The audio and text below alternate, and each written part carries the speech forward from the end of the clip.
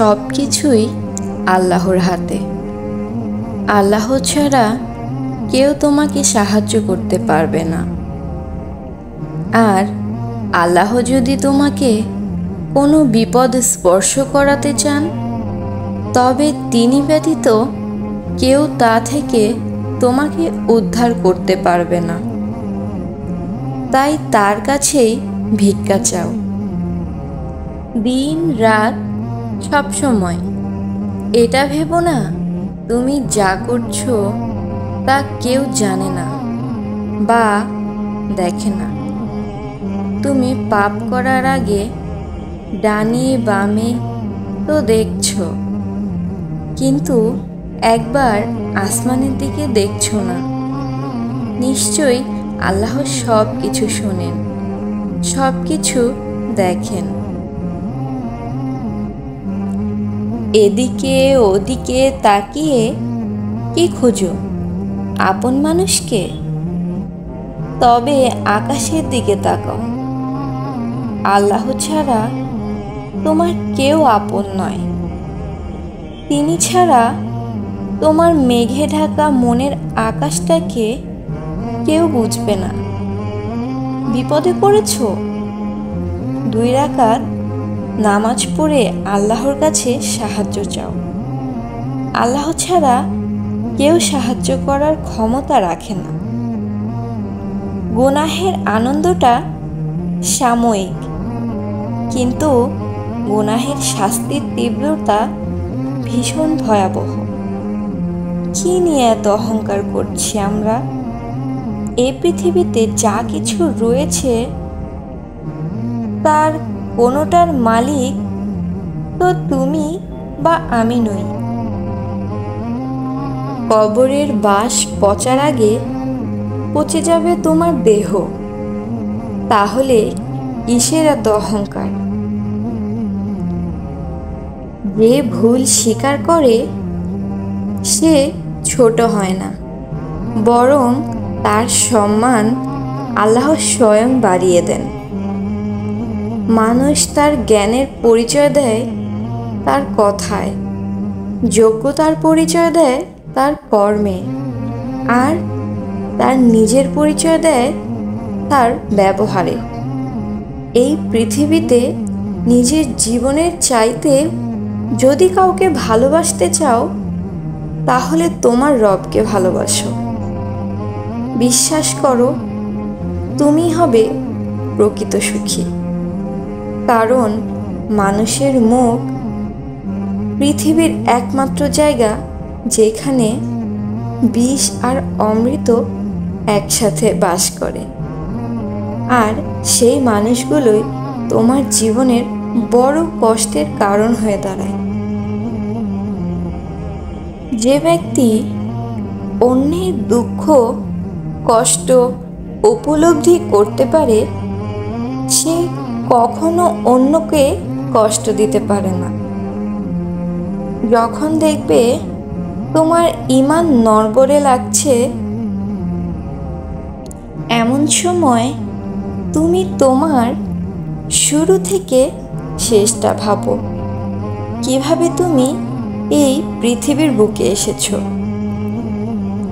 কিভাবে তুমি মায়ের গর্ভে অন্ধকারে খাদ্য পানি অক্সিজেন ছাড়া বেঁচেছিলে, কিভাবে তোমার জন্ম হলো। জন্মের পর তোমার শরীরের অঙ্গ প্রত্যঙ্গ কিভাবে সচল হয়ে কাজ করে।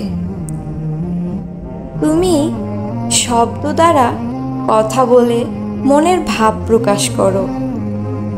কিভাবে তোমার চোখ দিয়ে অশ্রু ঝরে, কিভাবে তোমার আবেগ বিবেক কাজ করে। একবার ভাবো, তোমার সৃষ্টিকর্তা কতটা জ্ঞানী হলে তোমার ভিতর এতগুলো গুণ একসাথে দিয়েছেন। কতটা অপরূপ তার শিল্পকলা।